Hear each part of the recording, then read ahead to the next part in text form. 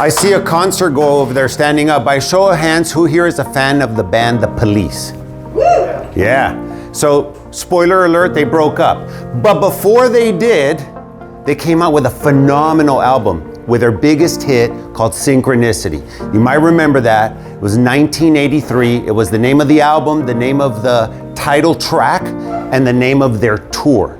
And I was with friends in Laredo, and we took a road trip to Austin. This was something that was a pilgrimage of sorts. We drive to South Park Meadows in Austin. The Police shows up by helicopter and they land, and then they take to the stage, dust everywhere, it's outdoors, and they open up with a raging version of that song Synchronicity. Well, I wasn't a very good high school student, and there was no internet back then. My parents had already gotten rid of the Encyclopedia Britannica, so I had no idea what that word synchronicity meant. It wasn't until much later that I started to do some research. It turns out that Sting didn't come up with this concept on his own.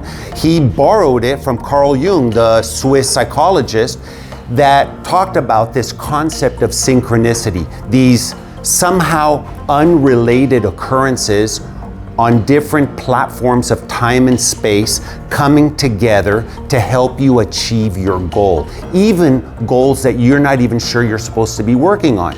So I ended up going to school in Austin. I had no idea that from that concert and that connection and that synchronicity, I was going to end up at the University of Texas at Austin studying finance. Well, I had a happenstance interview, this was 5 years after that concert, with a friend of a friend's dad in New York City, and I told him I was about to accept an offer with a big financial services company. And he says, based on talking to you, it seems like you'd be probably better off doing something else career-wise. This guy ended up being the chairman of Citicorp Venture Capital. I would have never had an interview with him had it not been for that synchronicity of me having told my friend, she told her friend told her dad, and her dad says, I'd like to talk to him. Here I am, 30 years later, these somehow unconnected occurrences help me achieve this goal in marketing, which was what I've been doing for 3 decades now. I looked at ways of being more aware on these synchronicities that happen in all of our lives, and we can go back and start thinking about those that have happened to us.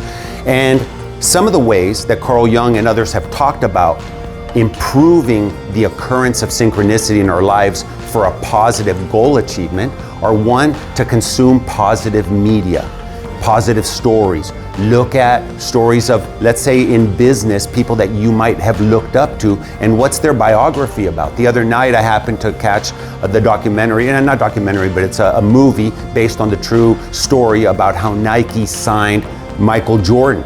The movie's called Air. And it's a great movie, great story about how that whole thing came about. It's very inspiring and motivating. So all these things that are already happening around our lives that are seemingly unconnected are actually coming together to help you achieve your goals. I'm here now, 40 years after that concert, talking to a group of entrepreneurs about marketing, about my life. Is that a coincidence, or is that synchronicity?